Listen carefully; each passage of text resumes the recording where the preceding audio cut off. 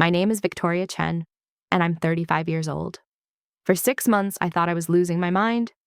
Every morning, my husband would hand me a cup of coffee with that perfect smile, kiss my forehead, and tell me he loved me. And every morning, I'd drink it down like the trusting fool I was. What I didn't know was that each sip was slowly killing me, that the man I'd loved for 8 years had been methodically poisoning me while my own sister, my own blood, stood beside him and watched. But I'm getting ahead of myself. Let me take you back to the beginning, to when I still believed in happily ever after, when I still thought family meant something, when I still trusted the two people I loved most in this world. Let me show you how a successful business owner, a woman who built a 7-figure marketing agency from nothing, could be so blind to the destruction happening in her own home. It started in February. I remember because it was right after we closed the Hartman deal, the biggest client my agency had ever landed. $3 million over 2 years. I'd worked myself half to death for that contract. 16-hour days, weekends, missing dinners with my husband, Daniel.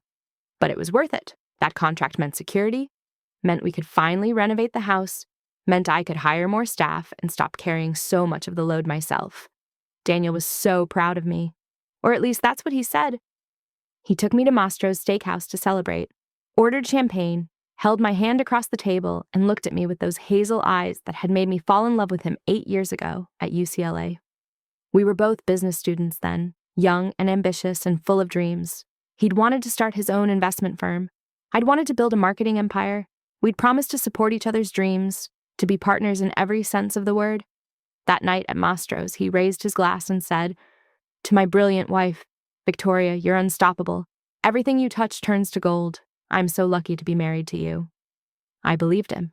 God, I believed every word. The symptoms started slowly. At first, it was just fatigue. I'd wake up exhausted, even after sleeping 10 hours. I chalked it up to stress, to the long hours I'd been putting in.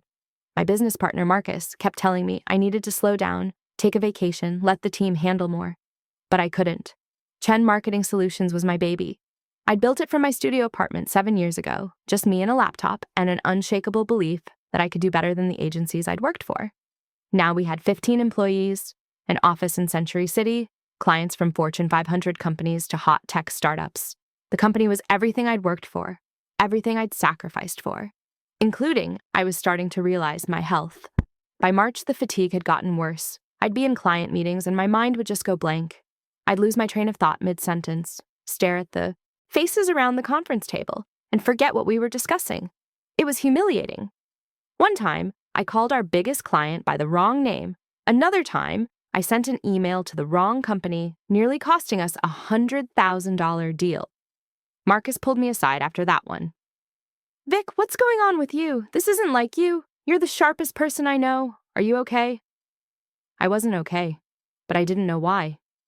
I went to my doctor, Dr. Patricia Holbrook, who I'd been seeing for years.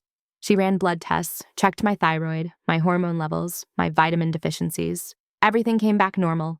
She suggested it might be burnout, maybe early onset anxiety. She prescribed me medication for stress and sent me on my way with a smile and instructions to take it easy. Daniel was so supportive, so attentive. He'd taken over making my morning coffee, bringing it to me in bed before I started getting ready for work. "You need to let me take care of you, baby," he'd say. "You've been working so hard. Let me do this one small thing." It seemed sweet, romantic even. My husband wanting to pamper me, to show his love through these little gestures. I didn't know he was killing me. Drop by drop, cup by cup, morning after morning. The coffee always tasted slightly bitter, but I assumed that was just the dark roast Daniel preferred. He said it was better for sustained energy, that it wouldn't give me the jitters like lighter roasts. I trusted him. Why wouldn't I? He was my husband. He'd never hurt me, except he had been hurting me, for months. While I smiled and thanked him and kissed him goodbye before heading to the office. While I praised his thoughtfulness to my friends. While I felt grateful to have a husband who cared so much about my well-being. By April, I'd started having other symptoms. Nausea that hit me in waves throughout the day. Dizzy spells that left me gripping my desk, waiting for the room to stop spinning. Headaches that felt like someone was driving nails into my skull. I went back to Dr. Holbrook. She ordered more tests. Still, nothing conclusive. She mentioned the possibility of an autoimmune disorder, maybe lupus or fibromyalgia, conditions that were notoriously hard to diagnose. The anxiety medication she'd prescribed wasn't helping. If anything, I felt worse, more tired, more confused, more detached from reality. I'd be driving to work and suddenly couldn't remember how I'd gotten on the freeway. I'd be in the middle of a presentation and lose complete track of what I was saying. My team started looking at me with concern, with worry that their fearless leader was falling apart. And through it all, Daniel was there, supportive, loving, concerned. He'd rub my shoulders when I came home exhausted. He'd order in food when I was too tired to cook. He'd bring me my morning coffee without fail, every single day, with that smile that used to make my heart flutter. My sister Lauren started coming around more often, too. She'd always been close with Daniel, closer than I'd liked, if I'm being honest, but I'd never questioned it. They'd become friends during our engagement, bonded over their shared love of hiking and craft beer in the Dodgers. It seemed natural that my husband and sister would be close. That's what families did, right? They got along. Lauren would come over on weekends, hang out while Daniel and I worked on house projects or just relaxed.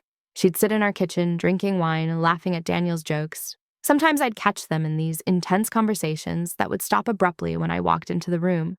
When I'd ask what they were talking about, they'd say, "Work stuff, boring logistics, nothing interesting." I believed them. I believed everything because the alternative, that my husband and my sister were betraying me, was too horrifying to even consider. Lauren was 2 years younger than me, 33, beautiful in that effortless way that had always made me slightly jealous. Tall, blonde, naturally thin where I had to work to maintain my weight. She'd never quite found her footing career-wise, bouncing from job to job, relationship to relationship, always searching for something she could never quite name. I'd helped her financially over the years, paid her rent a few times when she was between jobs, given her money for car repairs, for medical bills, for whatever crisis she was facing that month. That's what big sisters did. We took care of family. We sacrificed for the people we loved. I'd never once held it over her head, never made her feel like she owed me. Family didn't keep score, except apparently some family did, and the debt my sister thought she was owed wasn't money. It was my entire life. Before I continue, please hit that like button and subscribe to the channel. Drop a comment telling me where you're watching from. I love hearing from you, and if this story resonates with you, share it with someone who needs to hear it. Trust me, you're going to want to know what happens next. In May, things got significantly worse. I started having memory blackouts, not just forgetting conversations, but losing entire chunks of time. I'd leave the office at 5 in the afternoon, and suddenly it would be 8 at night, and I'd be sitting in my car in our driveway with no memory of the drive home or the 3 hours in between. Daniel would find me like that, confused and disoriented, and he'd help me inside with this look of deep concern on his face. "Baby, I'm really worried about you. This is getting serious. Maybe you need to see a specialist, a neurologist or something." He was so convincing, so genuinely worried. Looking back, I realize he was worried, just not about my health. He was worried I'd figure out what he was doing before he could finish the job. The breaking point came on a Tuesday morning in late May. I'd woken up feeling worse than ever, my head pounding, my stomach churning. Daniel brought me my coffee, as usual, that smile on his face, and I took a sip. But something made me stop. Maybe it was intuition, maybe it was just luck. But I looked down at that coffee cup, and I felt a wave of revulsion so strong I thought I might throw up right there. I set the cup down and told Daniel I wasn't feeling well enough for coffee. He got this look on his face just for a second, this flash of something I couldn't quite read. Anger, fear, frustration. It was gone so fast I almost thought I'd imagined it. "You sure, babe? It might help with the headache. Caffeine can be good for migraines." "No, I just can't. The smell is making me nauseous." He took the cup, dumped it in the sink, and kissed my forehead. "Okay, rest up. I'll check on you later." The moment he left the room, my mind started racing. Something was wrong.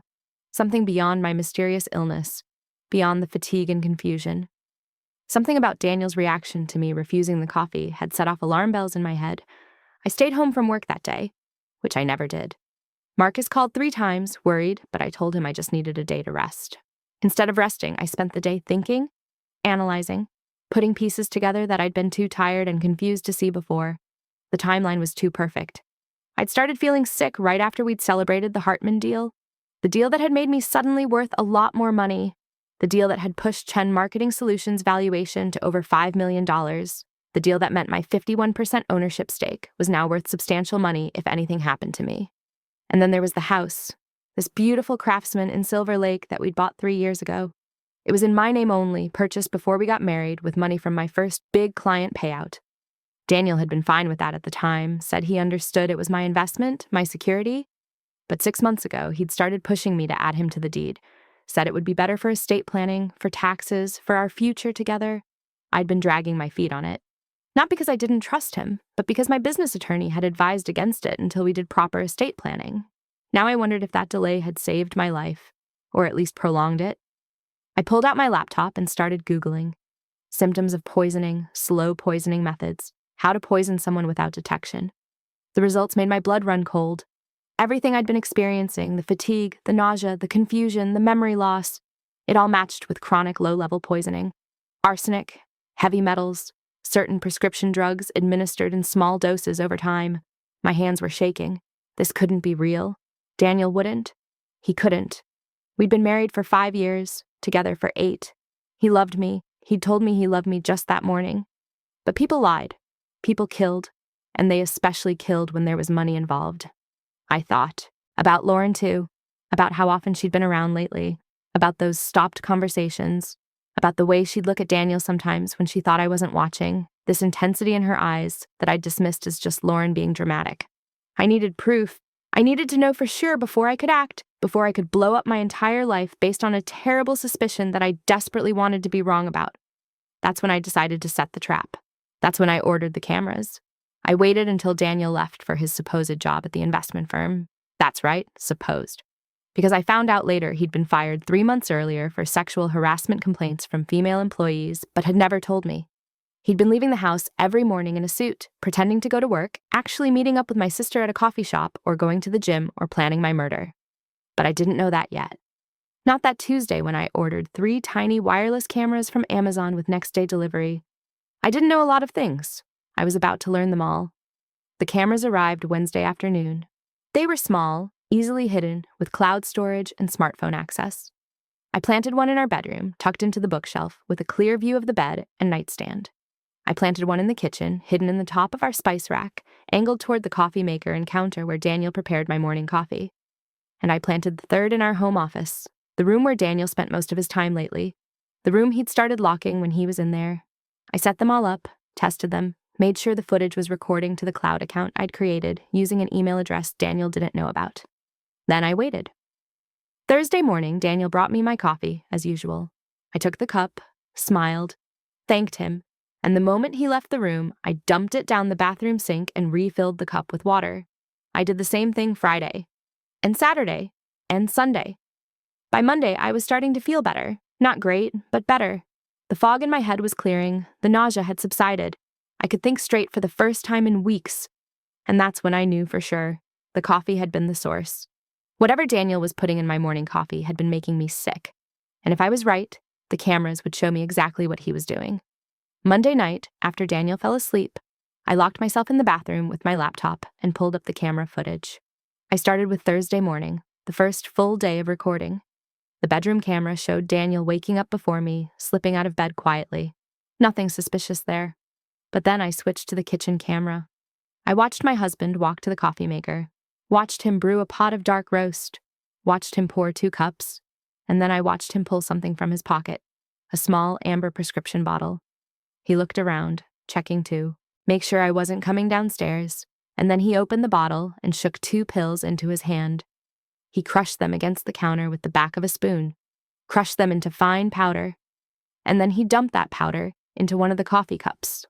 My coffee cup, the one with the small chip on the rim that made it easy to identify. He stirred it thoroughly, added cream and sugar the way I liked it, and then carried both cups upstairs. Mine poisoned, his clean.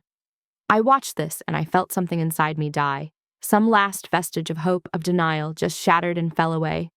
My husband was poisoning me, deliberately, methodically, every single morning for months. I wanted to vomit, I wanted to scream.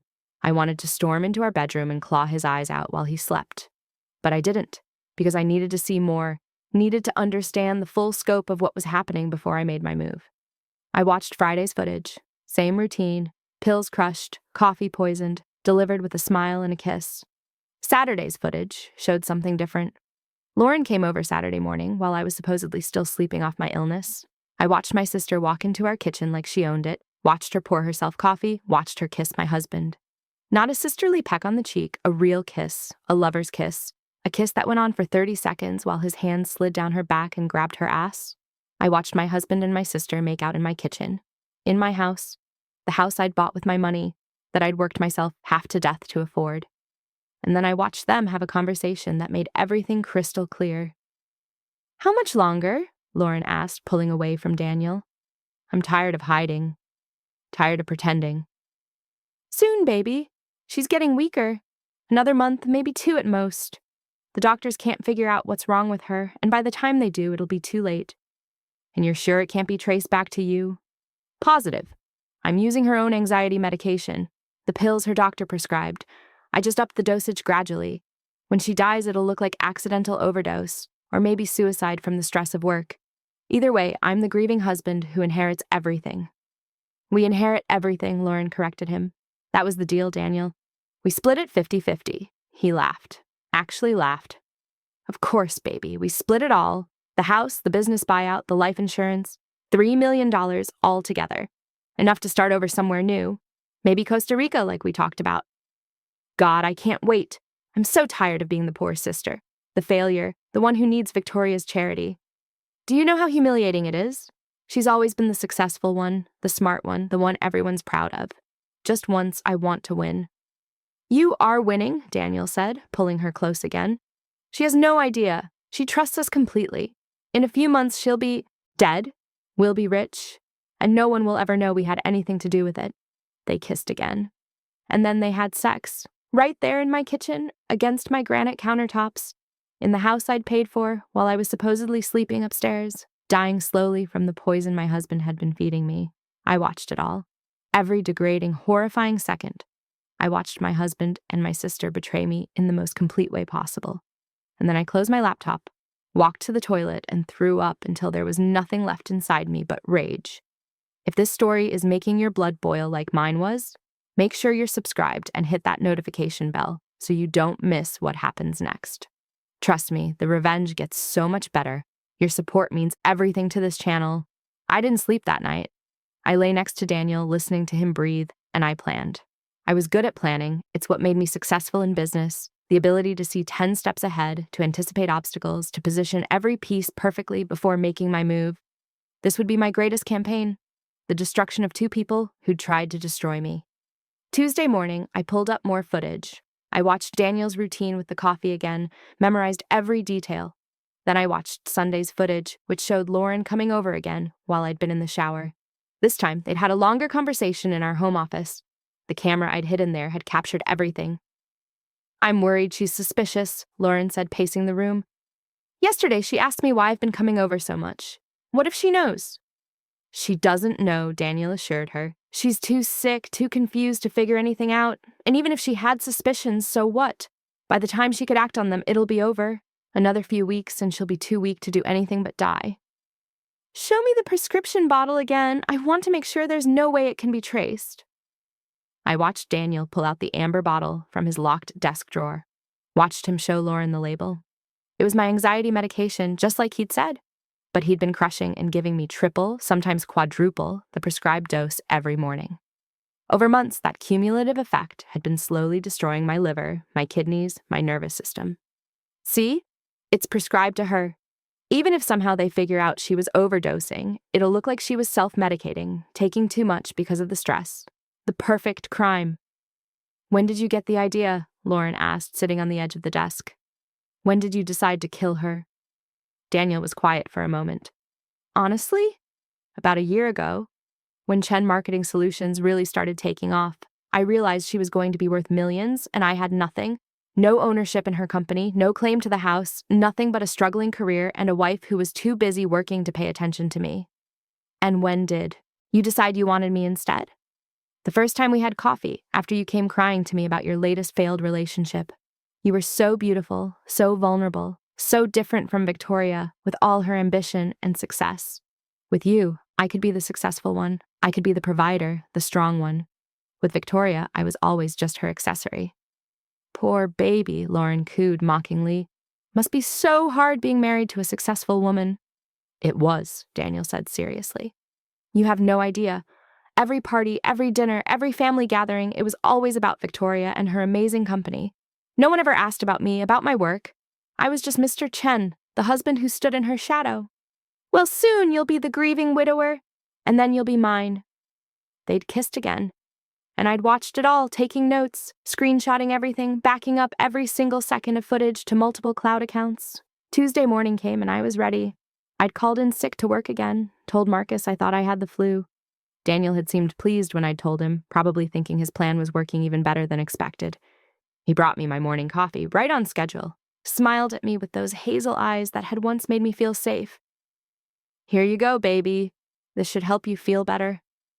I took the cup from him, thanked him, waited until he started to turn away, and then I said, "You know what? I'm feeling a little better today. Why don't we drink our coffee together? You've been so good to me lately, taking care of me. I feel like I haven't given you enough attention." He hesitated, just for a second, but I saw it. The panic that flashed across his face before he controlled it. "That's sweet, babe. But I need to get to work. Big meeting this morning." Another lie.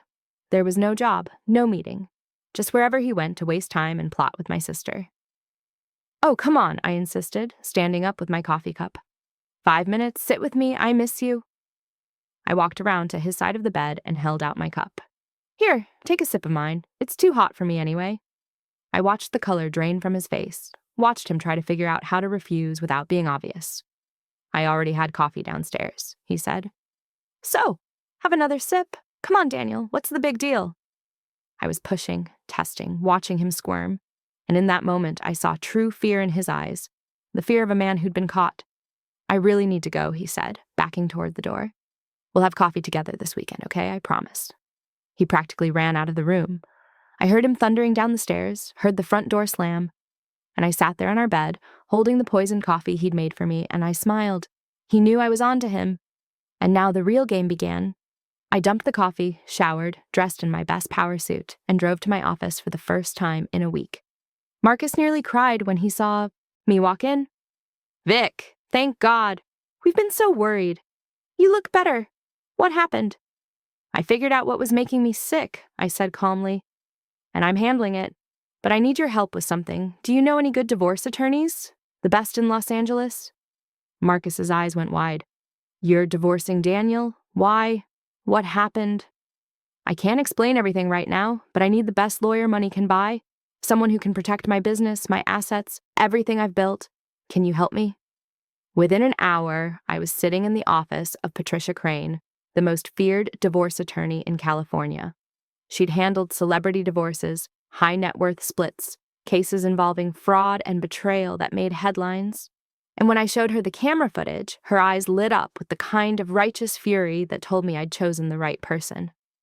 "Mrs. Chen," she said, watching Daniel crush pills into my coffee for the third time on the video, "what your husband is doing isn't just grounds for divorce. It's attempted murder. We need to go to the police immediately." "Not yet," I said. "I want to gather more evidence first. I want this airtight. I want him to lose everything, and I want my sister to go down with him." Patricia studied me carefully. "How long have you known?" "Since yesterday, but I'd suspected for about a week." "And you want revenge?"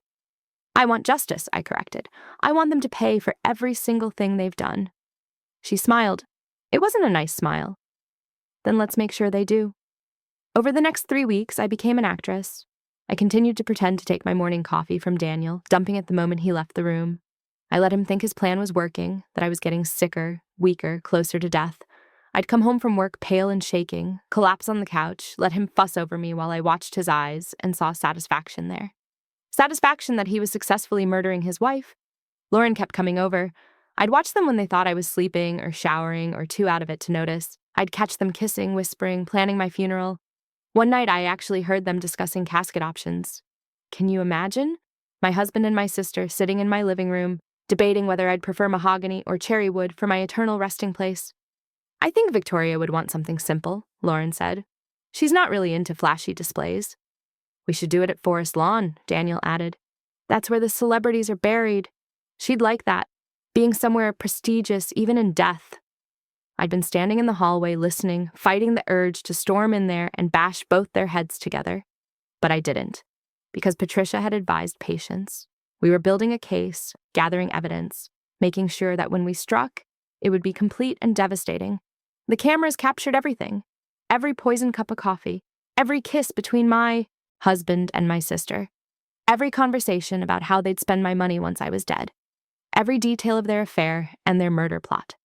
Patricia worked with a private investigator to dig into Daniel's background. That's how we discovered he'd been fired from his job months ago. That he had gambling debts I knew nothing about. That he'd opened credit cards in my name, racking up $30,000 in charges I'd never authorized. That he'd been transferring small amounts from our joint account into a secret account he shared with Lauren. They'd been planning this for over a year. The affair, the murder, the theft.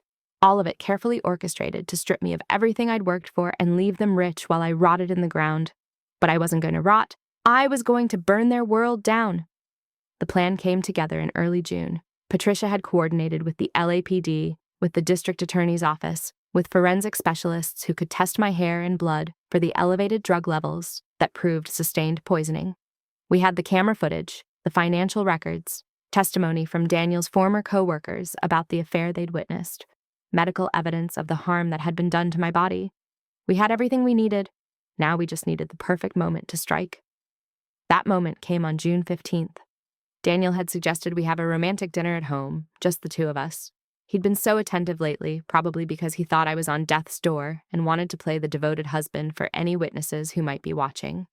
I'd agreed to dinner, but I'd made my own arrangements for that evening. That morning I followed my usual routine. Daniel brought me my poisoned coffee. I took it, smiled, thanked him. And then I did something different. I switched our cups. It was so simple.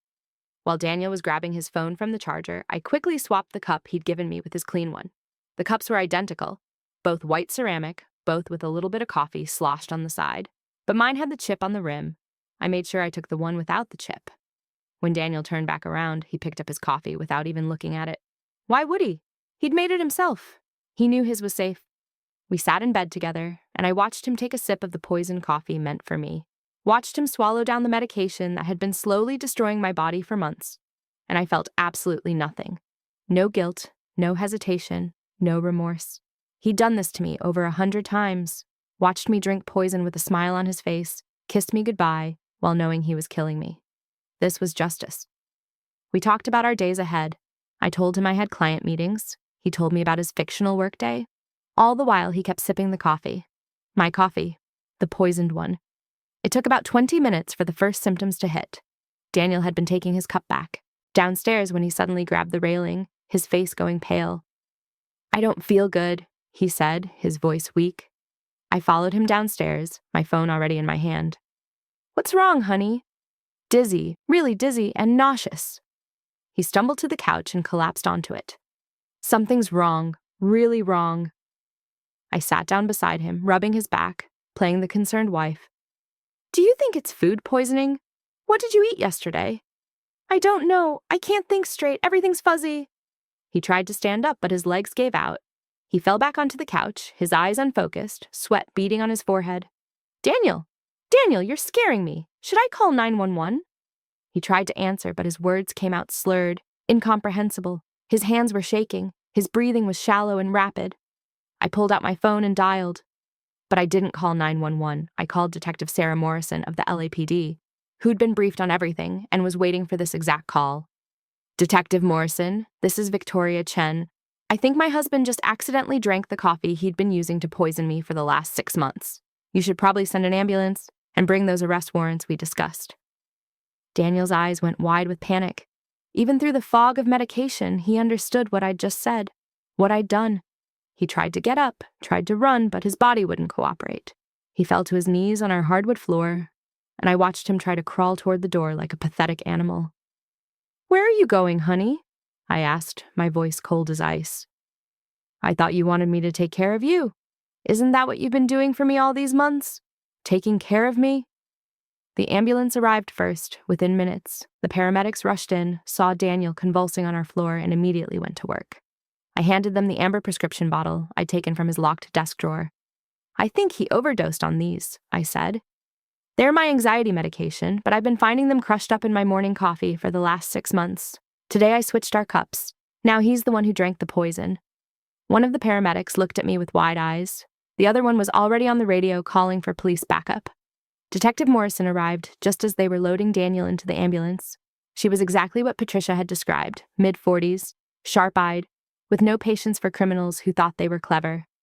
Mrs. Chen, she said, shaking my hand. I've reviewed all the evidence your attorney provided.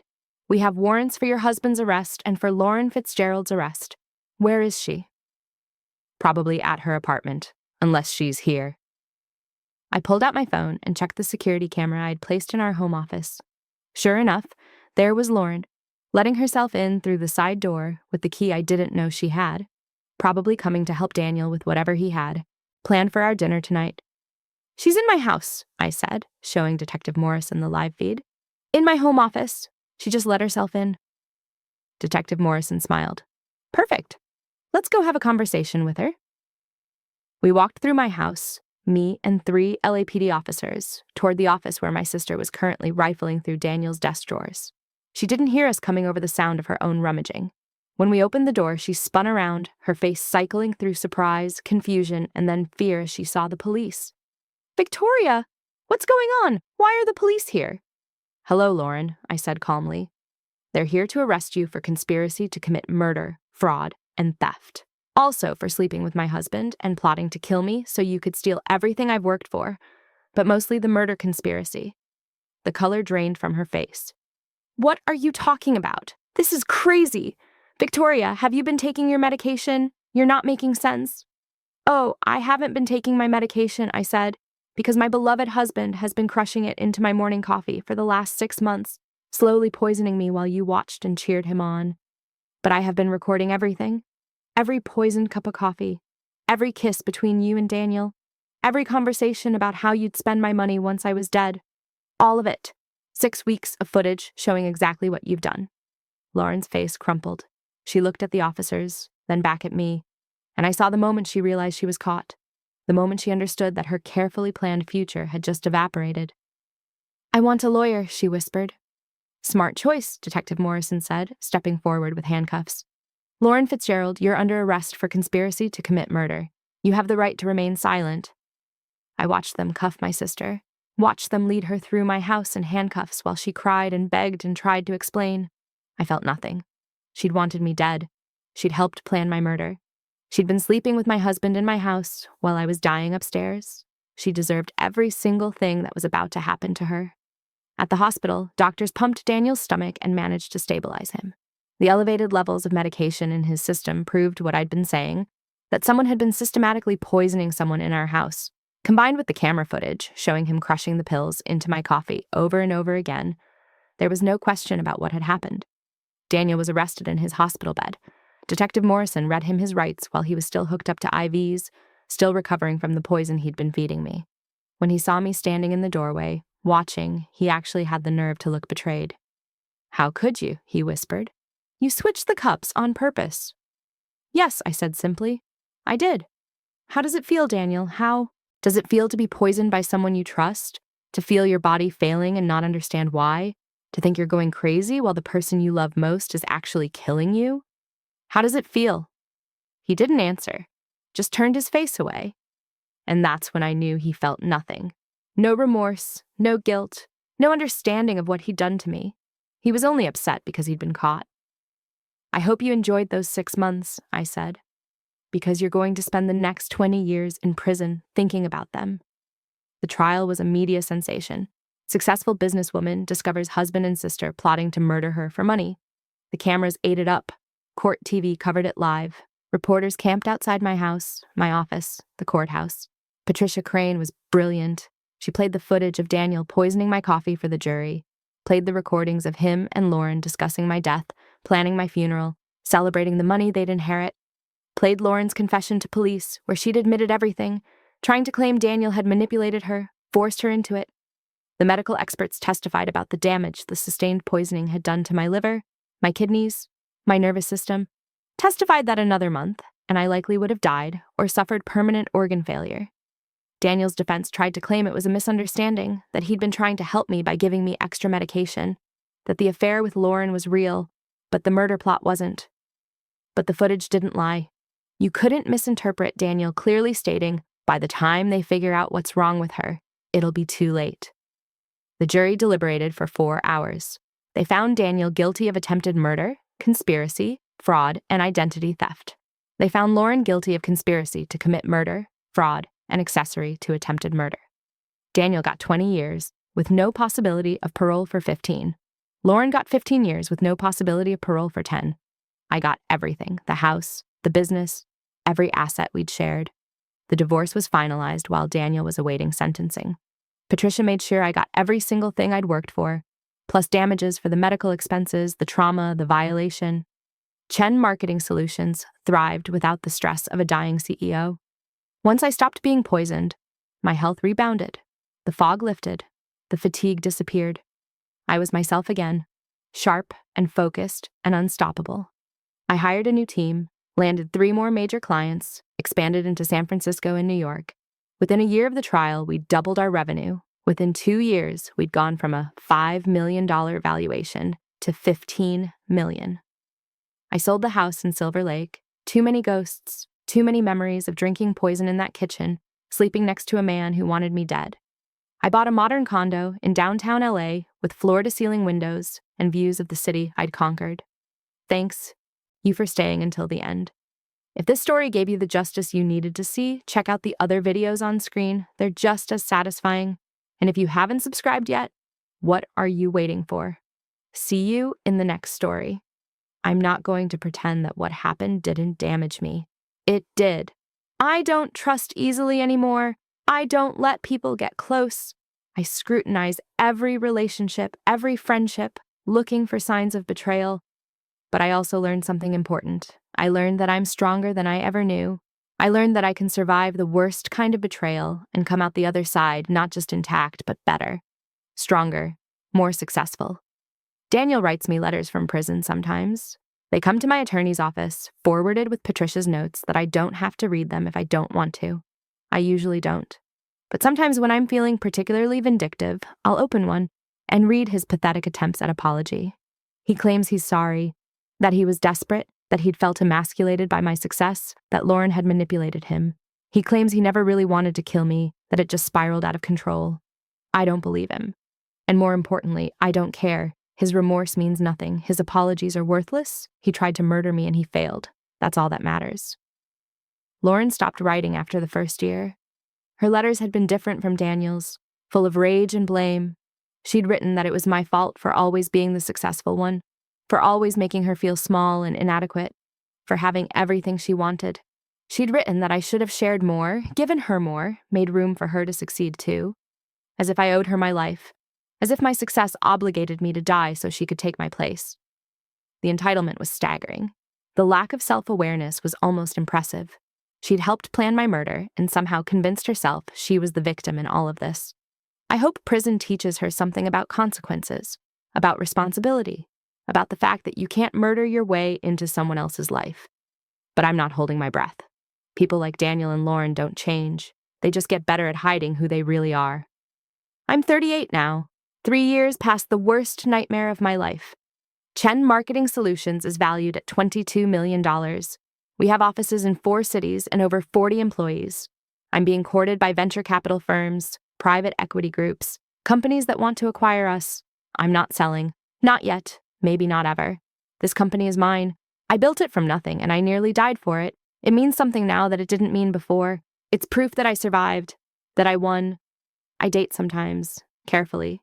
Always with background checks. Always with my guard up. I tell potential partners my story early on. Watch how they react. Most men run. They say I have too much baggage, too much trauma, that. I'm too successful or too intimidating or too damaged. That's fine. Better they run now than poison me later. There was one man, Michael, who didn't run. A corporate attorney I met at a business conference. He listened to my story, all of it, and said, "You survived something that should have killed you. That makes you the strongest person I've ever met. Anyone who can't see that doesn't deserve you." We've been seeing each other for 8 months now. He knows I check his coffee before he drinks it. He knows I have cameras in my condo, that I verify everything, that I trust slowly and carefully. He doesn't mind. He says if their positions were reversed, he'd be the same way. Maybe it'll work out. Maybe it won't. But I'm not afraid anymore. I'm not the naive woman who trusted blindly, who believed love meant never questioning, who thought family was sacred. I'm the woman who switched the coffee cups, the woman who planted the cameras, the woman who gathered evidence and built a case and destroyed the people who tried to destroy her. That woman isn't naive. That woman isn't blind. That woman survives. My name is Victoria Chen. I'm 38 years old. I'm the founder and CEO of a multi-million-dollar marketing agency. And 3 years ago, my husband tried to poison me to death with my own medication while my sister helped him plan it.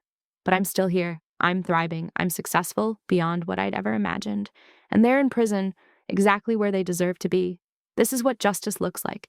This is what survival looks like. This is what happens when you underestimate a woman who's built everything she has from nothing.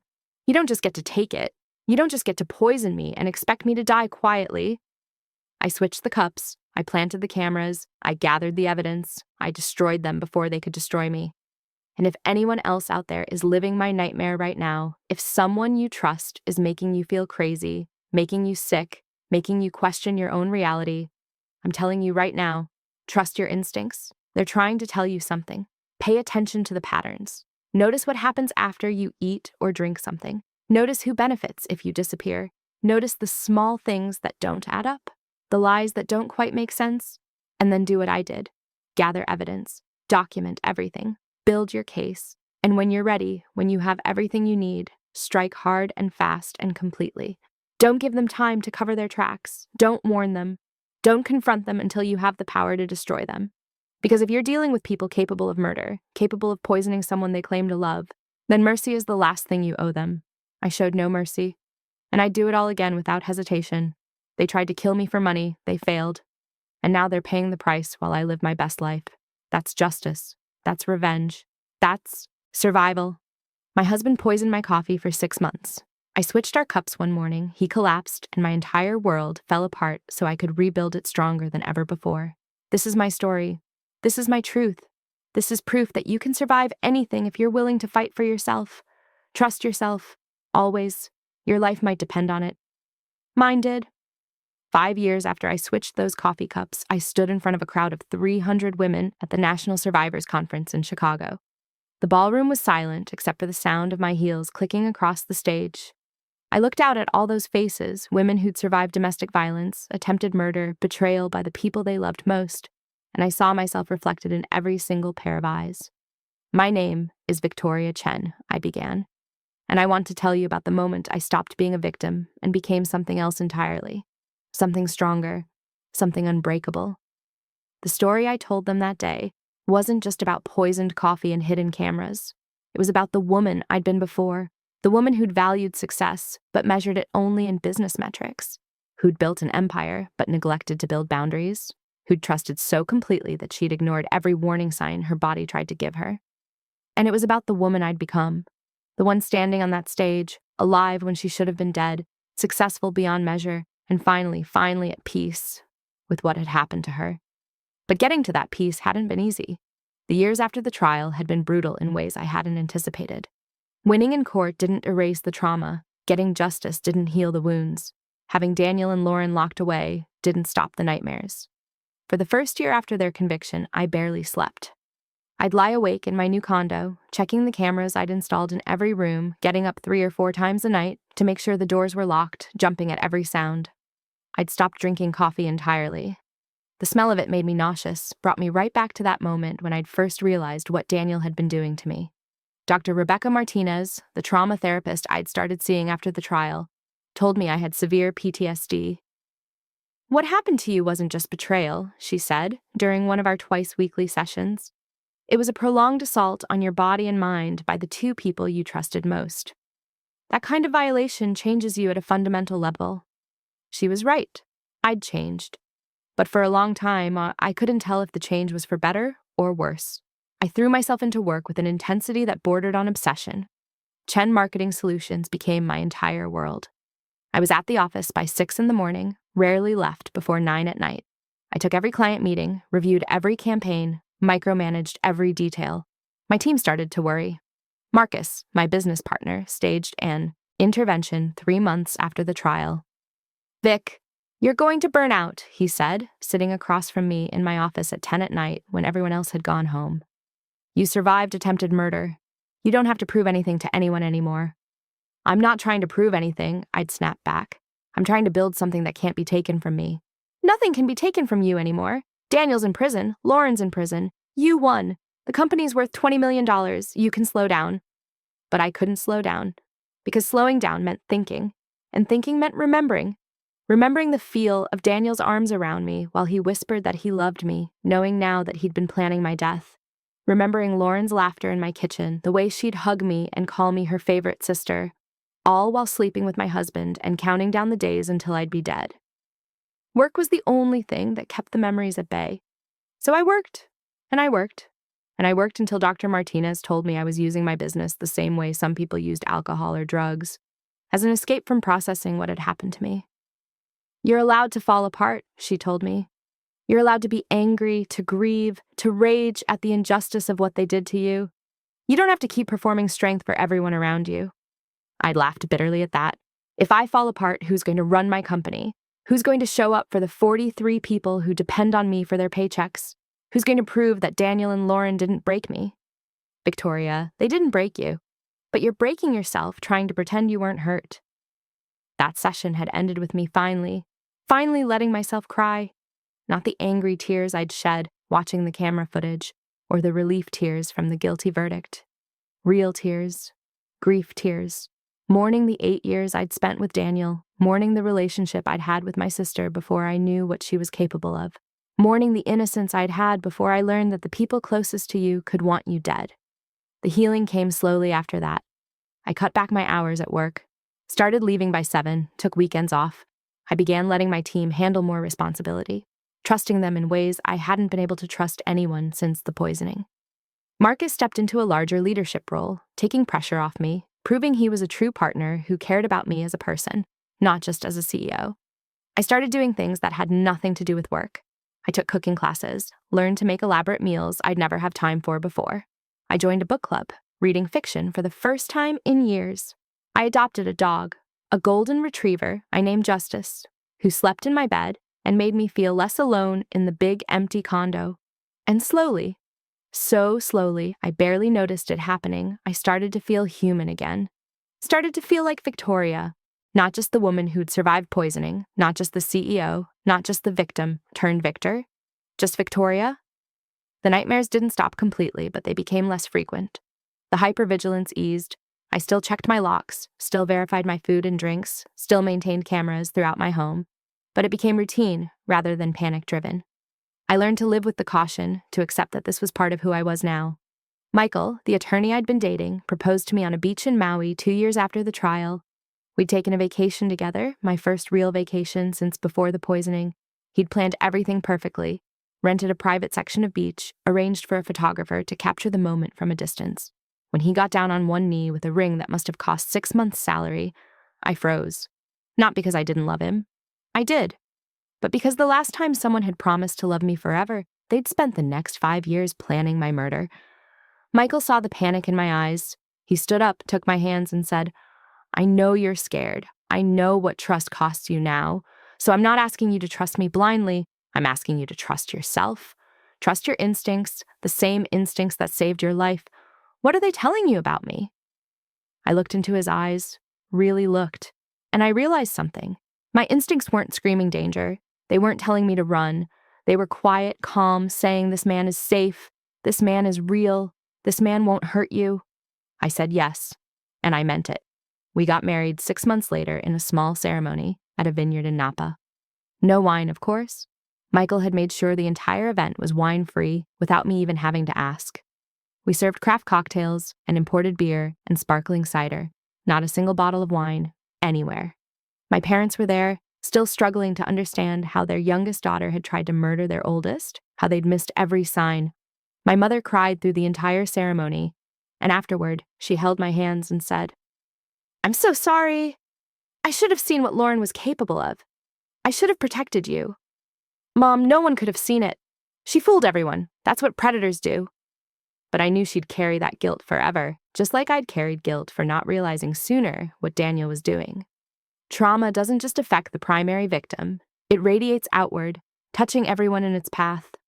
Lauren's parents, my aunt and uncle, didn't come to the wedding. They'd stopped speaking to me after I'd refused to write that letter of support for Lauren's parole hearing. They believed their daughter's story, that she'd been manipulated by Daniel, that she was more victim than perpetrator. They couldn't accept that their baby girl had helped plan a murder for money. I'd stopped trying to convince them. People believe what they need to believe to survive their own pain. If they needed to believe Lauren was innocent to keep functioning, that was their choice. But I wouldn't participate in the lie. Daniel's parents had sent me a letter 2 years after the trial. His mother had written it, her handwriting shaky and uncertain. She'd apologized for her son, said she didn't understand what had happened to him, how the boy she'd raised could have done something so evil. She'd asked if I could forgive him, not for his sake, but for hers. I'd written back, told her I didn't forgive Daniel and probably never would. But I told her that what Daniel had done wasn't her fault, that she hadn't failed as a mother, that some people just have darkness in them that no amount of love can reach. I don't know if it helped her, but I needed her to know she wasn't responsible for her son's choices. Chen Marketing Solutions continued to grow. By year 4 after the trial, we'd hit $30 million in valuation. We'd expanded to 6 cities, employed over 70 people, worked with some of the biggest brands in the world. I'd become a sought-after speaker, not just about business, but about survival, about resilience, about rebuilding your life after betrayal.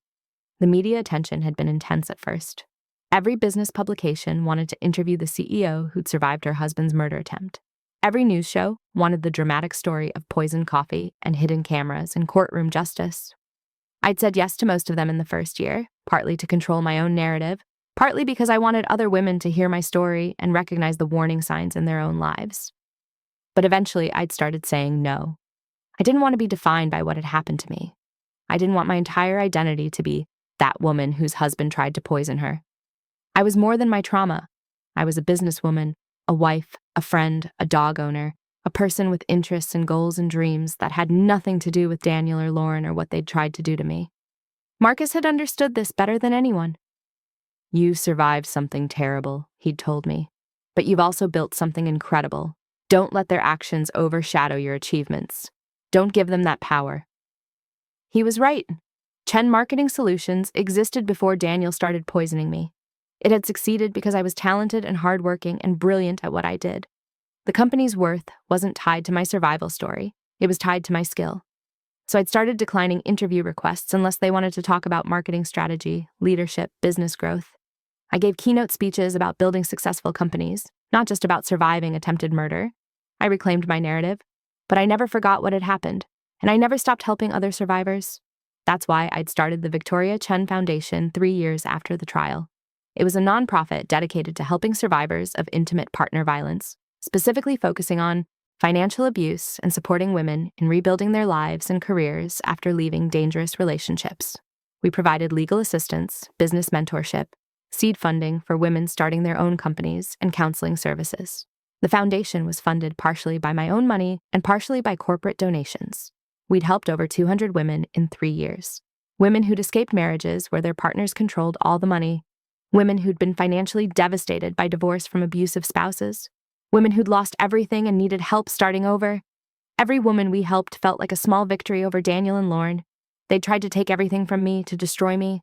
Instead, I'd used what they'd done to me to help other women survive and thrive. I'd turned their evil into something good. That felt like the ultimate revenge. Daniel had tried to write to me again on what would have been our 10th wedding anniversary. The letter arrived at my attorney's office, and Patricia had called to ask if I wanted her to forward it. "What's he saying?" I'd asked. "The usual. He's sorry, he was sick, he's getting treatment, he wishes he could undo what he did. He says he still loves you and thinks about you every day. He hopes you're happy." "Throw it away," I'd said without hesitation. "I don't need his apologies or his love. I don't need anything from him." "You sure?" Some survivors find closure in reading their abuser's attempts at remorse. "Patricia, I got my closure when the jury read the guilty verdict. I got my closure when I watched them take him away in handcuffs. I got my closure every single morning I wake up alive in my beautiful home with my husband who actually loves me. I don't need Daniel's words. I don't need anything from him ever again." She'd paused, then said, "You know, when you first came to my office 5 years ago, you were strong, but you were also scared, traumatized, unsure if you'd ever feel safe again. Now you're not just strong, you're at peace. That's real healing, Victoria. That's what winning actually looks like." She was right. I was at peace, not because I'd forgotten what happened, not because I'd forgiven Daniel and Lauren, but because I'd processed it, worked through it, transformed it into fuel for building an even better life than the one they'd tried to take from me. The parole hearing for Lauren came in year 5. She was eligible after serving 5 years of her 15-year sentence, though I knew the chances of her actually getting parole were slim. Still, I'd prepared for it. I'd written a victim impact statement. I'd arranged to attend the hearing in person. I'd made sure the parole board would hear from me before making any decisions. Michael had offered to come with me, but I'd declined. This was something I needed to do alone. This was my fight, my victory to claim. The hearing was held at the California Institution for Women in Corona. I'd never been to a prison before, and the experience was surreal. The razor wire, the metal detectors, the guards, the institutional smell of cleaning products and despair. This was where my sister had spent the last 5 years. This was where she'd likely spend the next 5. When they brought Lauren into the hearing room, I barely recognized her. She'd aged dramatically. Her blonde hair had gone gray at the roots and she'd stopped dyeing it. She'd gained weight. The effortless beauty that had always defined her was gone, replaced by the hard, worn look of someone who'd spent years in a cage. She saw me and her face crumpled. She started to say something, but her attorney put a hand on her arm, stopping her. The parole board asked her questions about her crime, about what she'd learned, about her plans if released. Lauren had clearly been coached.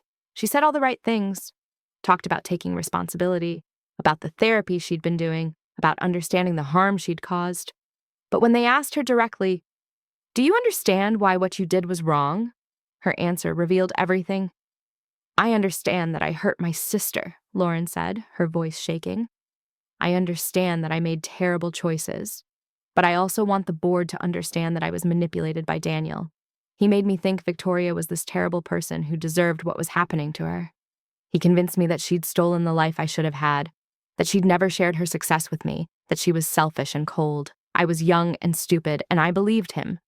I felt rage burn through me. 5 years in prison, and she still couldn't take full responsibility.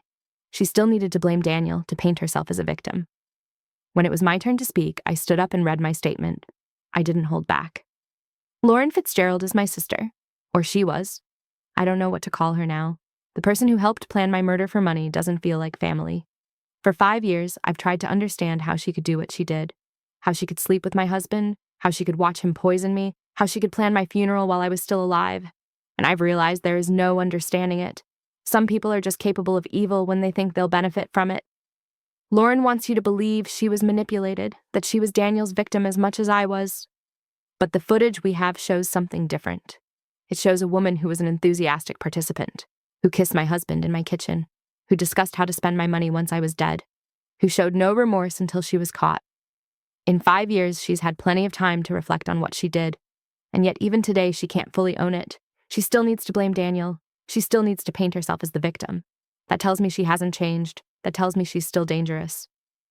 If you release Lauren Fitzgerald today, you're releasing someone who's shown no genuine remorse. Someone who helped plan a murder and still thinks she's the real victim in this story. Someone who, given the right circumstances, would absolutely hurt someone else if it benefited her. I'm asking you to deny her parole, not because I'm vindictive or unforgiving, but because justice means Lauren serving the sentence she was given. Justice means she faces the full consequences of trying to kill me. Justice means she doesn't get to walk free after 5 years while I carry the trauma of what she did to me for the rest of my life. The parole board denied her petition unanimously. She'd have to serve at least another 5 years before she could apply again. When they announced the decision, Lauren broke down sobbing, begging, pleading. And I felt nothing. No satisfaction, no vindication, no triumph, just a quiet sense that the world was functioning as it should. As I left the prison, I realized something important. Lauren hadn't just tried to kill me for money or jealousy or resentment. She'd tried to kill me because she'd spent her entire life competing with me, comparing herself to me, measuring her worth against my success. And when she'd realized she'd never measure up, never be as successful or accomplished or capable, she'd decided the only way to win was to eliminate me entirely. That was her tragedy. Not that she'd gone to prison, but that she'd wasted her entire life focused on me instead of building something of her own. She'd had opportunities, resources, family support. She could have become anything she wanted, but she'd chosen to become a person who helped murder her sister. That was on her, not me. Now, standing on that stage in Chicago, 5 years after I'd switched those coffee cups, I looked at the 300 women in the audience and I told them the truth. Surviving isn't enough, I said. Any of us can survive.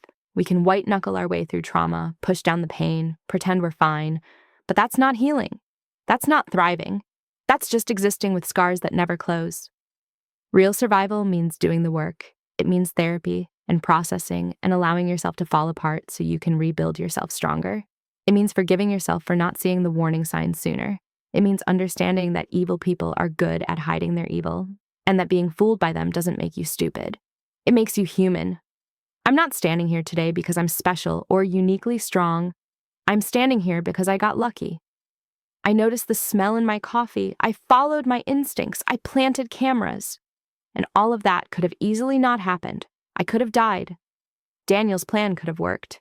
And I'd be in a cemetery somewhere while he and my sister lived in my house and spent my money. But I didn't die. I survived.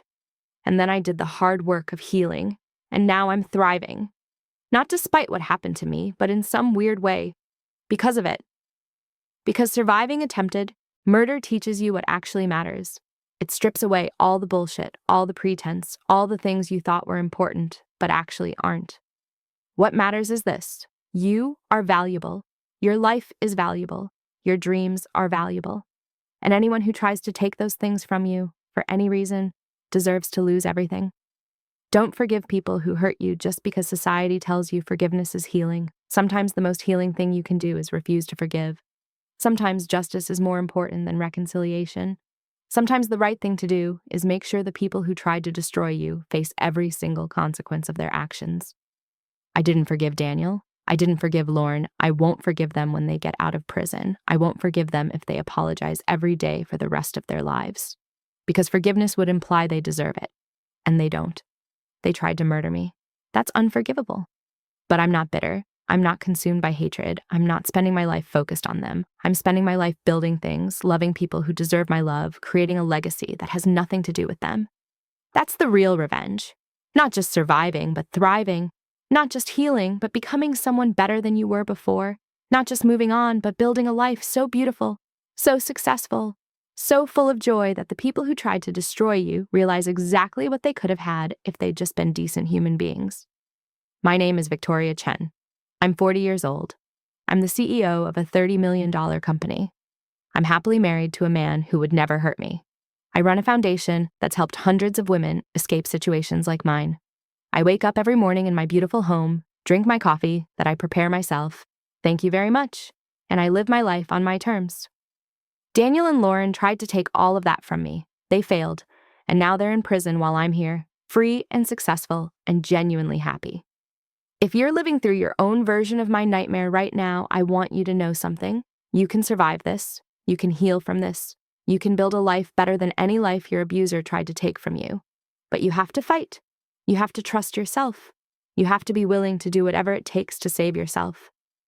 Document everything, trust your instincts, build your evidence, and when you're ready, when you have everything you need, strike with everything you have.